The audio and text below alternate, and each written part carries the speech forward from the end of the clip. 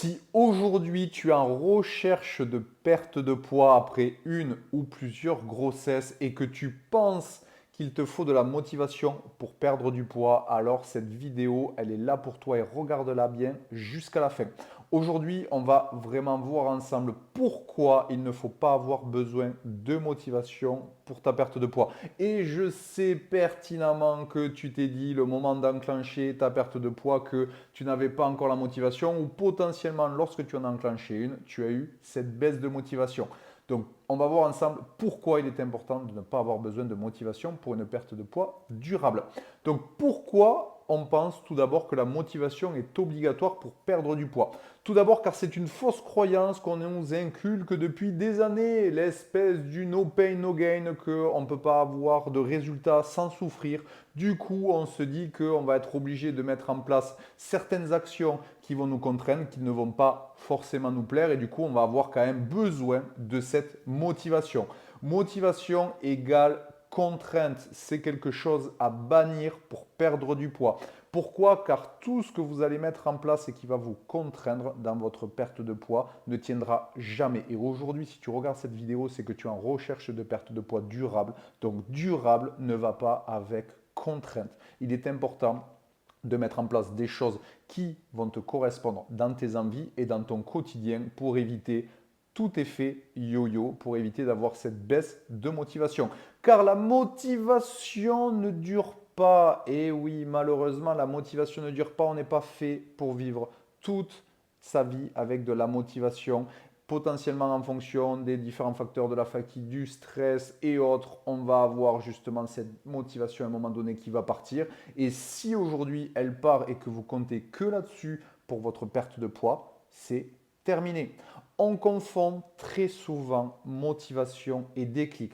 Pour enclencher ta perte de poids, tu as besoin d'un déclic. Le déclic, c'est vouloir sortir de la situation A, la situation dans laquelle tu es, pardon, pour aller à la situation B. Ça, c'est un déclic et tu en as besoin. Par contre, après, pour faire le chemin, tu n'auras pas besoin de motivation. Voilà une énorme différence entre ces deux notions et c'est aujourd'hui le déclic dont tu as besoin. Les étapes, du coup, pour mettre en place une perte de poids sans motivation, car c'est pour ça que tu regardes cette vidéo, pour connaître vraiment et avoir un plan d'attaque précis. Donc, tout d'abord, lorsque tu souhaites mettre en place une perte de poids, répertorie toutes les choses que tu ne souhaites pas faire. Donc, par exemple, tu ne veux pas te restreindre pour la nourriture, hop, tu te le mets. Tu ne veux pas faire des heures de sport parce que tu n'as pas le temps, tu te le mets. Tu ne veux pas manger différemment de toute la famille, tu te le mets. Voilà, tu listes vraiment d'une manière ultra importante tout ce que tu ne veux pas faire et du coup tout ça, tu le laisses de côté.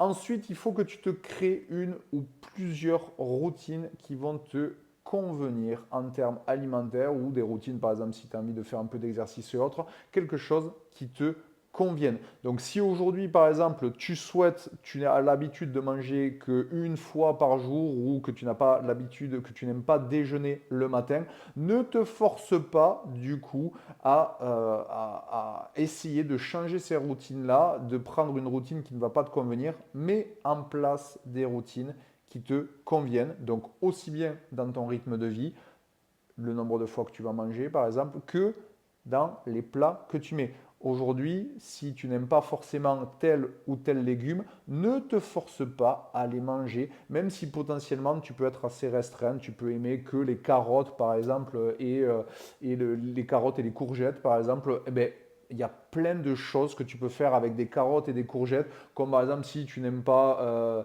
les patates, par exemple, en termes de féculents, tu peux faire énormément de recettes avec du riz ou des pâtes, par exemple, donc il n'y a aucun problème là-dessus, mais le plus important, c'est que ne te fixe pas de limite en te disant, ah ben là, c'est pas varié, je vais toujours manger la même chose. Non, il y a plein de façons de pouvoir mettre en place différents plats, différentes façons de manger les aliments, donc le plus important, c'est de te créer des routines qui te conviennent, donc une ou plusieurs routines. Relativiser sur les choses que tu ne contrôles pas forcément.